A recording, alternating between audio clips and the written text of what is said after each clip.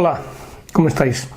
Hoy vamos a hablar de una película de esas que están en el baúl y que cuando alguien las pone o la emite, pues la gente se queda como muy sorprendida y diciendo, onda, qué película más buena.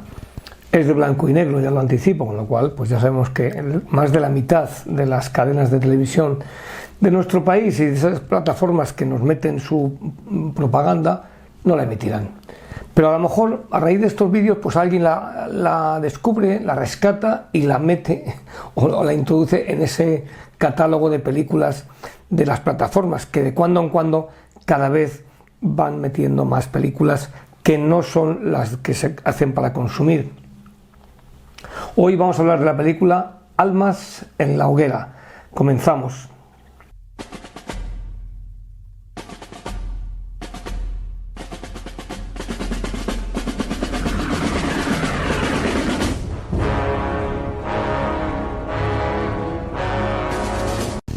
Almas en la hoguera, una película del año 1949, dirigida por Henry King e interpretada por uno de los mejores actores que ha dado el cine, como ha sido Gregory Peck. También le acompañan un gran secundario como Dean Jagger, y Gary Merrill. ¿Dónde se sitúa esta película, que es netamente bélica y yo diría que bastante psicológica, ¿no? Se sitúa en las Fuerzas Aéreas Norteamericanas, al comienzo de la Segunda Guerra Mundial, concretamente al comienzo de la entrada de los Estados Unidos en la guerra. Aquí va a ocurrir que hay una serie de unidades aéreas que van a ir de los Estados Unidos a Inglaterra para empezar a apoyar a los británicos y a los aliados en definitiva, pero se van a encontrar con que la guerra a la que llegan no es tan fácil. No es cuestión solamente de armamento y que tienen que hacer una serie de bombardeos sobre Alemania que están causando muchas bajas a los americanos. Son los llamados bombardeos de precisión, es decir, buscando, gracias a la interpretación aérea o la fotografía aérea, pues cuáles son los objetivos, las fábricas, los nudos ferroviarios, los puestos de mando, los búnkers, etc. Entonces, la película retrata esos primeros años, sobre todo en 1942, cuando esas fuerzas aéreas están bastante desmoralizadas, porque no está nada claro que puedan, en ese momento, año 42, ganar la guerra los aliados. ¿Cómo arranca la película? Pues arranca la película gracias a la maestría de Henry King, que es un director que sabe contarnos la película de atrás adelante o de delante a atrás, para dejarnos al final con esa sensación de decir, ¿y ahora qué pasa? Cada espectador tiene que hacer ese ejercicio mental o sensorial de decir, pasaría esto o pasaría aquello. Pero comienza cuando un hombre se para ante una tienda, un escaparate, y ve una taza con un emblema de un piloto, de un dibujo, de una miniatura en esa taza, y la compra. Es una de las tazas. Este hombre ha sido un suboficial, ha sido el encargado de la escuadrilla años antes, y encuentra una de las tazas que tenían ahí. A partir de ese momento se acerca a ver el antiguo aeródromo, porque es una cosa que sí que se muestra también el cine, como cuando se surge el ir a una guerra hay que cambiar toda la estructura de un país para ir a la guerra, y cuando finaliza la guerra hay que volver a acondicionarla, con lo cual pues quedan campos, cuarteles, lugares totalmente vacíos. Y él va a ver ese campo de aviación. A partir de ese campo de aviación, con la taza en la mano que le recuerda esos años vividos durísimos, y la taza y la visión de esos ya hierbajos que están en hangares ya obsoletos prácticamente y abandonados, él tiene un momento de recuerdo. Ese flashback nos hace llegar al año 42. Y aquí empieza en realidad esta película Almas en la hoguera, cuyo título original es 12 High O'Clock, es decir, a las 12 sería a las 12 en alto, es decir, a las 12 del mediodía, para entendernos. Bueno, le llamaron Almas en la hoguera, pues no estuvo muy fino, podría haberle llamado de otra manera, el que lo tradujo. Pero, ¿quién es Gregory Peck aquí? Es un coronel general Savage, que está en el cuartel general. Y el cuartel general norteamericano detecta que hay una unidad, la unidad que está de los bombardeos de precisión, que está muy desanimada, que está muy hundida porque tiene muchísimas bajas. Incluso hay un momento en el que el jefe de la unidad tiene un cierto efecto colateral con los tripulantes. Está al borde del desquiciamiento, porque cada vez que da las órdenes no sabe cuántos van a volver. Bien, el mando superior decide que sea Savage, Gregory Peck, el que tome el mando. Es un hombre amable, es un hombre cordial, es un hombre cercano, es un hombre que va a pasar de ser así, de trabajar en un estado mayor, a tener que tomar el mando de una unidad que está muy, muy desmoralizada.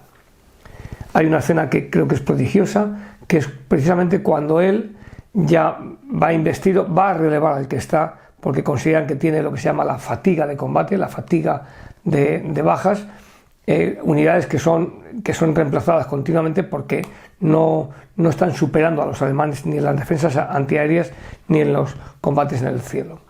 Pues hay una escena en la que Gregory Peck, antes de entrar en el campamento, se baja del vehículo militar que le lleva, enciende un cigarrillo, da varias vueltas al vehículo, pasea, vuelve, tira el cigarrillo y entra con una mentalidad dura, con lo que sería una terapia de choque para endurecer a esta unidad.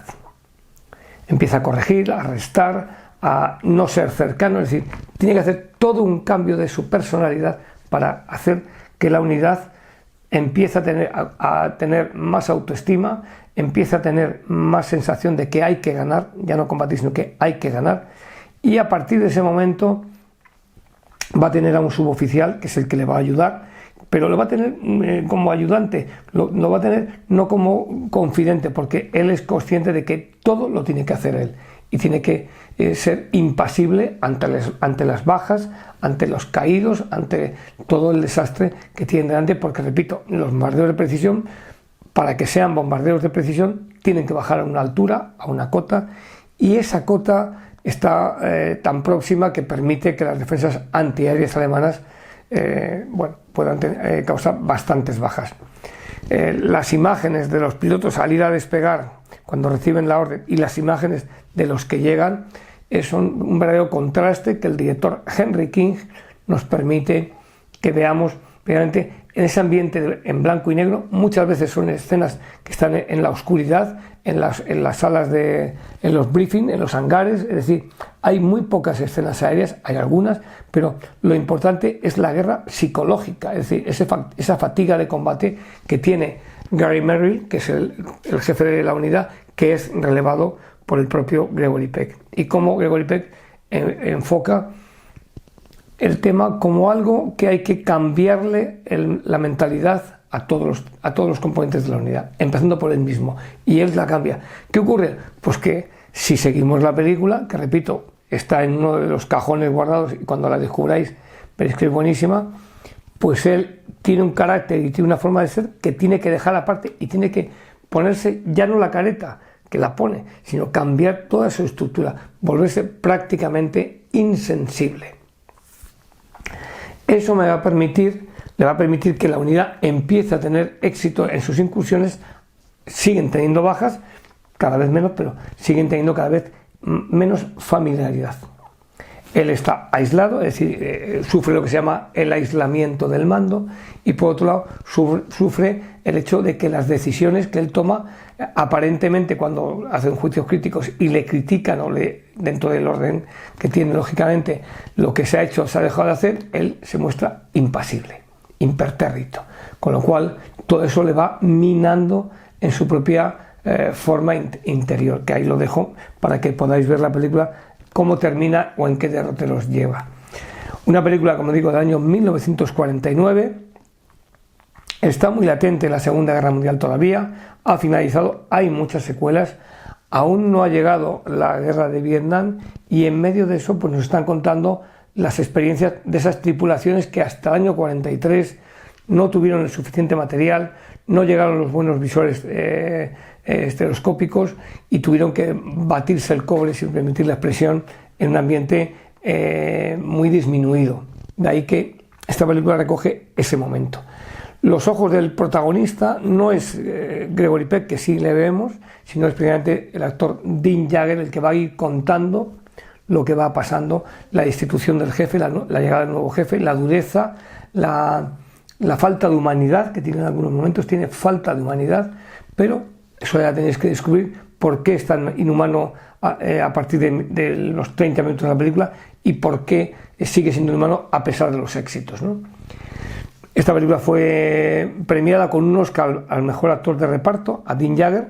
Dean Jagger lo hemos visto en varios papeles, quizás de otros registros, como la película Navidades Blancas, en la que interpreta a ese general retirado que le rinden tributo Bing Crosby y Danny Kaye. En cuanto al director Henry King, pues ha hecho películas también conjuntamente con Gregory Peck, como El Vengador sin Piedad. Y pues qué decir de Gregory Peck, que muestra perfectamente cómo esas unidades norteamericanas fueron enviadas a Inglaterra y de Inglaterra fueron luego tuvieron que ser posteriormente desmovilizadas al acabar la guerra, ¿no? De Gregory Peck hemos visto muchas películas de él, hemos comentado Los cañones de Navarone, podemos comentar también algunas otras películas que ha hecho en los años posteriores. Y fundamentalmente decir que empezó también con una película bélica, creo que es Días de Gloria, en 1944. Luego aquí aún no estaba consolidado y posteriormente trabajaría en películas también con Raúl Walsh como El Hidalgo de los Mares, o incluso en películas, quizá la más famosa de él, Matar a un ruiseñor, también protagonista en muchos films del oeste. Gregory Peck decía, un crítico que le preguntaba a su hija, ¿cómo sé si un actor es bueno o malo? Dice, pues si quieres tener un modelo, coge a Gregory Peck. Almas en la hoguera, la fatiga del mando, el cansancio, la deshumanidad, la guerra psicológica, todo eso desde dentro, contado magistralmente por esta película de Henry King.